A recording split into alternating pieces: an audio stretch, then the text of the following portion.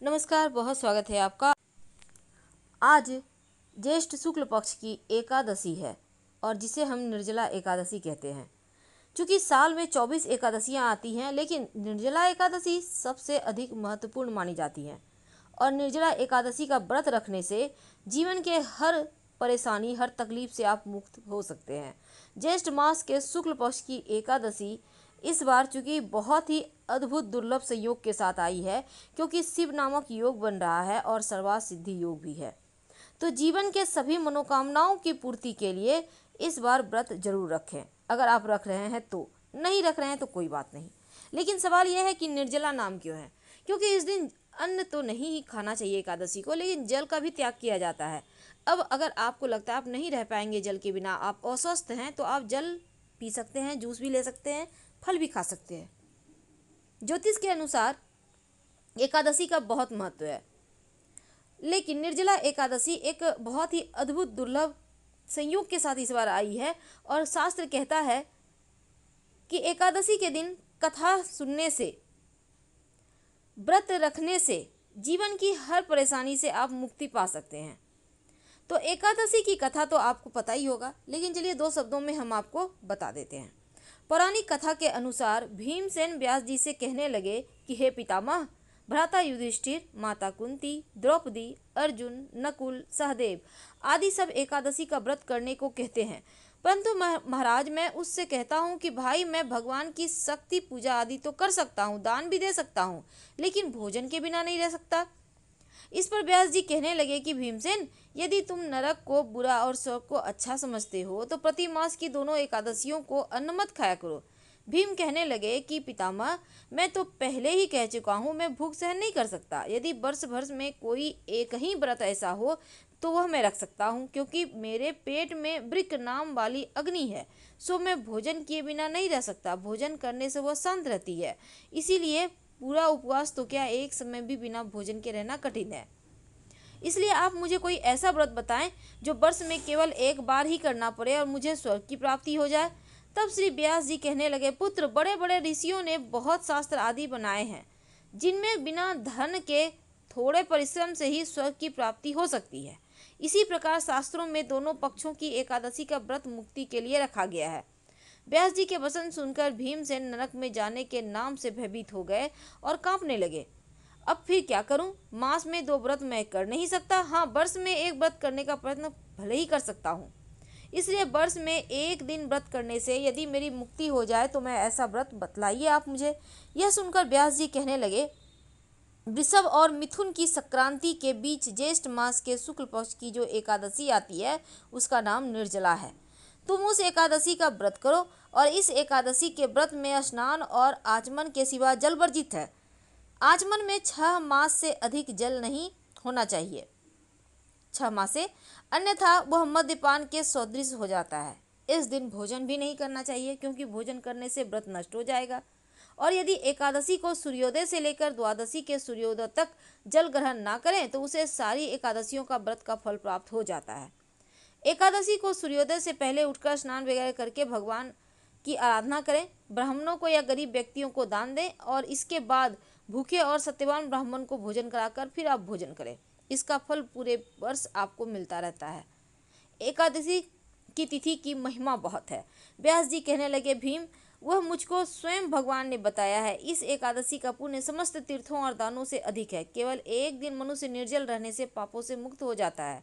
जो मनुष्य निर्जला एकादशी का व्रत रखता है उसकी मृत्यु के समय यमदूत आकर उन्हें नहीं घेरते, वरन भगवान के पार्षद आकर उन्हें पुष्पक विमान पर बिठाकर स्वर्ग ले जाते हैं। इसलिए संसार में सबसे श्रेष्ठ निर्जला एकादशी का व्रत है।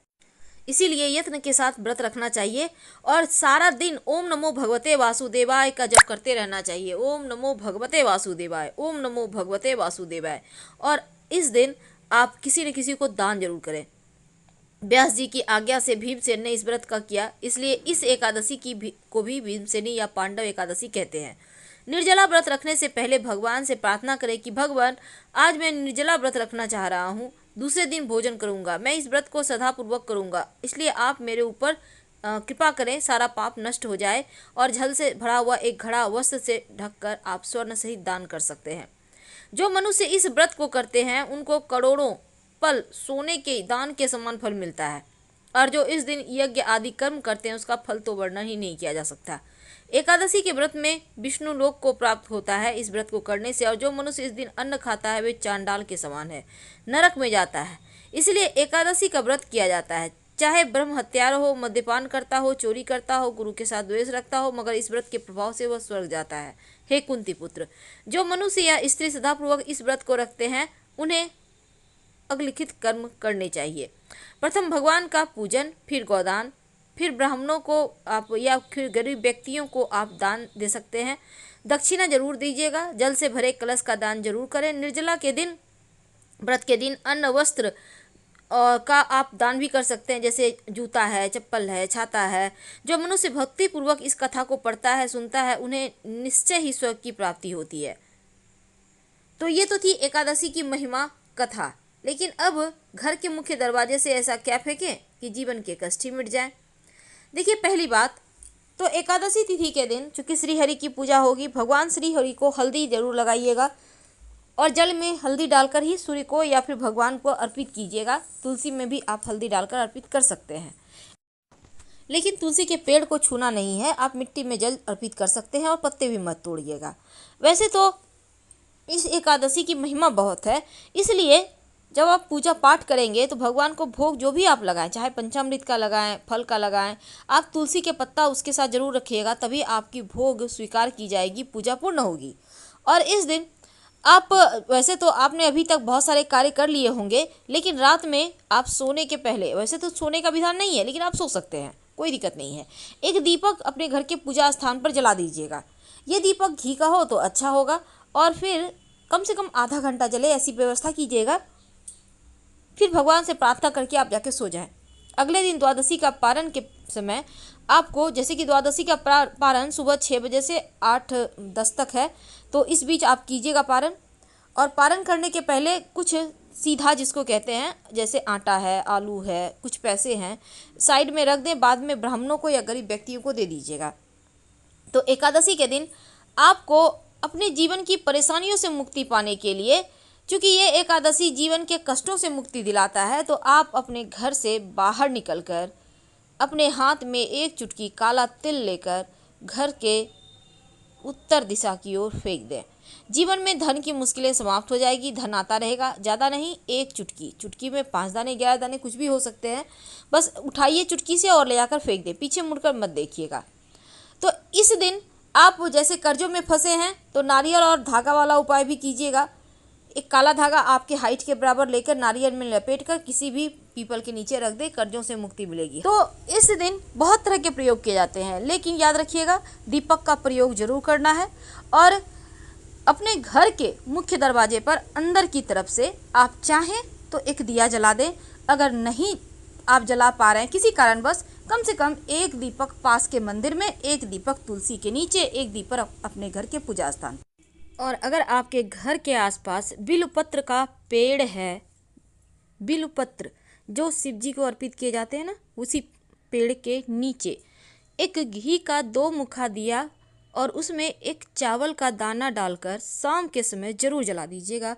समस्त मनोकामनाओं की पूर्ति हाथों हाथ होगी। लेकिन अगर वीडियो पसंद आ रहा हो तब लाइक कर सब्सक्राइब जरूर कीजिएगा, और आपके कमेंट्स का भी हमें इंतज़ार रहेगा। हर हर महादेव। धन्यवाद।